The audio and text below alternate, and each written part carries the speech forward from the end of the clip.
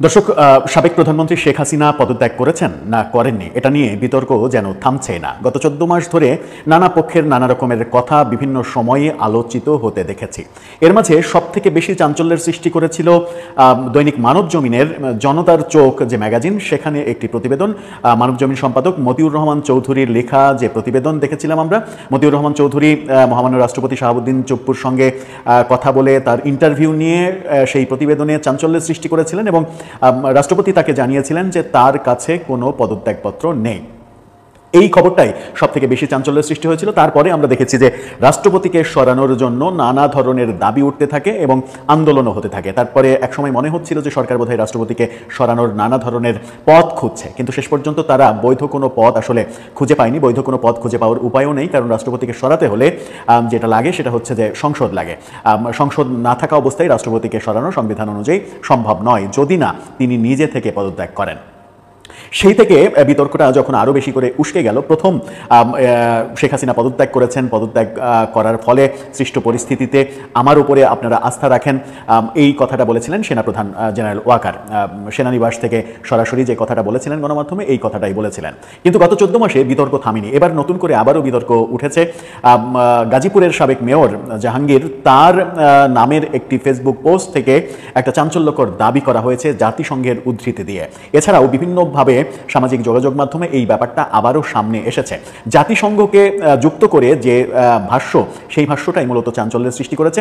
সেটা নিয়ে গণমাধ্যম কি বলছে, অন্যান্য পক্ষগুলো কি বলছে, সেটা একটু বোঝার চেষ্টা করব যে আদতে শেখ হাসিনার পদত্যাগ ব্যাপারে জাতিসংঘ কোনো হস্তক্ষেপ করছে কিনা, পদত্যাগপত্রের ব্যাপারটাকে ইস্যু করে জাতিসংঘের কোনো হস্তক্ষেপ হচ্ছে কিনা। শেখ হাসিনার পদত্যাগপত্র, শেখ হাসিনা পদত্যাগ করেননি, এটা একাধিক অডিওতে আমরা শেখ হাসিনাকে বলতে শুনেছি যে তিনি একটা সুষ্ঠু, নিরপেক্ষ, ইনক্লুসিভ নির্বাচন চান, তবে সেটা প্রফেসর ইউনূস সরকারের অধীনে না, নিরপেক্ষ একটা তত্ত্বাবধায়ক সরকারের অধীনে নির্বাচন যেহেতু তিনি চান, সেহেতু তখন ধরে নেওয়া হয়েছিল যে তিনি এখনো বৈধ প্রধানমন্ত্রী বাংলাদেশের। এই যে দাবিটা, সেই দাবি থেকে তিনি বোধহয় সরে আসলেন, কিংবা তিনি যে এখনো পদত্যাগ করেননি সেই দাবি থেকে হয়তো সরে আসলেন। সেটা পদত্যাগ না করলেও বাস্তবতার কারণে হয়তো সরে আসলেন। সুতরাং তার পদত্যাগপত্র আছে কি নেই সেই বিতর্ক বোধহয় থেমে গেল, কিন্তু সেটা থামেনি। আবার নতুন করে সেই বিতর্ক তৈরি হয়েছে যখন জাতিসংঘকে জড়িয়ে বিতর্কটা তৈরি করার চেষ্টা করা হচ্ছে।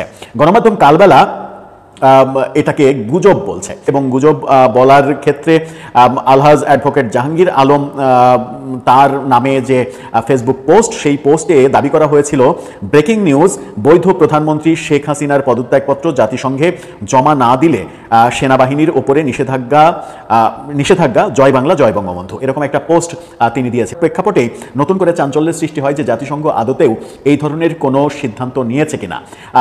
শেখ হাসিনার পদত্যাগপত্র জাতিসংঘে যদি না দেখানো যায়, তাহলে সেনাবাহিনীর ওপরে কোনো নিষেধাজ্ঞা আসছে কিনা, কিংবা শান্তি মিশনে সেনাবাহিনীর যে অংশগ্রহণ, সেই অংশগ্রহণের সুযোগটা নষ্ট হচ্ছে কিনা। ব্যাপারটার সঙ্গে মানে কাকতালীয়ভাবে আরেকটা ব্যাপার জড়িয়ে গেছে।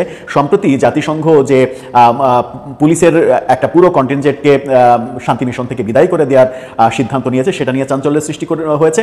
এরপরে যেটা হয়েছে সেটা হচ্ছে যে 1313 জনের সেনা এবং প্রতিরক্ষা বাহিনীর সদস্যদের জাতিসংঘের শান্তি মিশন থেকে বিদায় করা হচ্ছে।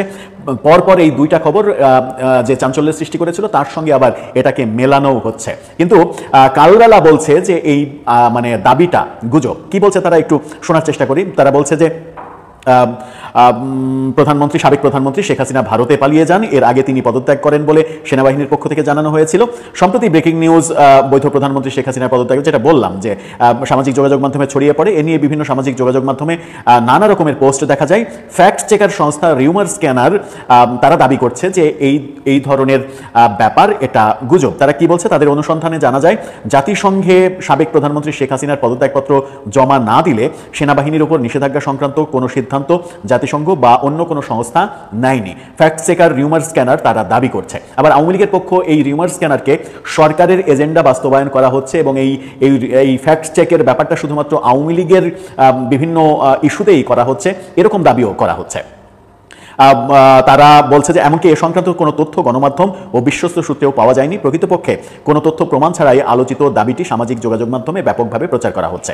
আলোচিত দাবিতে বলা হচ্ছে, গণ অভ্যুত্থানের পদত্যাগ করা সাবেক প্রধানমন্ত্রী শেখ হাসিনার পদত্যাগপত্র জাতিসংঘে জমা না দিলে তারা এই ধরনের সিদ্ধান্ত নেবে, সেনাবাহিনীর উপরে দুর্যোগ নেমে আসবে। তারা বলছে যে এছাড়া জাতিসংঘের ওয়েবসাইট, ইউটিউব চ্যানেল এবং সোশ্যাল মিডিয়া হ্যান্ডেলেও অর্থাৎ ফেসবুক, ইনস্টাগ্রাম, এক্স এ সংক্রান্ত কোনো তথ্য তারা খুঁজে পায়নি। গত 19 অক্টোবর প্রথম আলোর ওয়েবসাইটে প্রকাশিত একটি প্রতিবেদন থেকে যেটা জানা গিয়েছিল সর্বশেষ, যে জাতিসংঘের শান্তি রক্ষা কার্যক্রমের মিলিটারি অ্যাফেয়ার্স দপ্তর জানিয়েছিল বাংলাদেশের মিশনে একটি চিঠি তারা পাঠিয়েছে। 14 অক্টোবর পাঠানো ওই চিঠিতে বাংলাদেশের শান্তিরক্ষী সংখ্যা কমানোর বিষয়ে সিদ্ধান্ত উল্লেখ করা হয়েছে। ওই চিঠিটাকে কেন্দ্র করেই মূলত এটা করা হয়েছে এবং এটাকে গুজব হিসেবে দেখছে ফ্যাক্ট চেকার প্রতিষ্ঠান রিউমার স্ক্যানার। এরকম সমালোচনা যদিও আমরা দেখছি যে বিভিন্ন জন এরকম সমালোচনা করার চেষ্টা করছেন যে সরকার তাদের নিজেদের একটা নিজেদের খরচে একটা ফ্যাক্ট চেকার টিম তৈরি করেছে, যাদের পেছনে সরকার একটা বড় অর্থ খরচ করছে।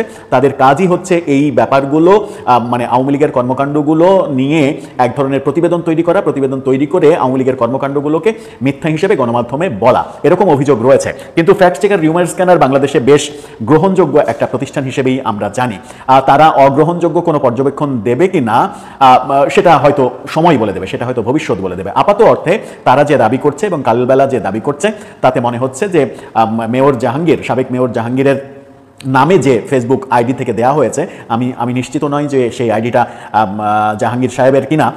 সেই আইডি থেকে যেটা বলা হয়েছে, যে দাবি করা হয়েছে, সেই দাবি গুজব হিসাবেই দেখছে তারা। দর্শক, আপনার কাছে কি মনে হয়? জাতিসংঘ কি আদৌ এই ধরনের কোনো সিদ্ধান্ত নিতে পারে বলে মনে হয় আপনার মতামত জানিয়ে লিখতে পারেন আমাদের কমেন্ট বক্সে।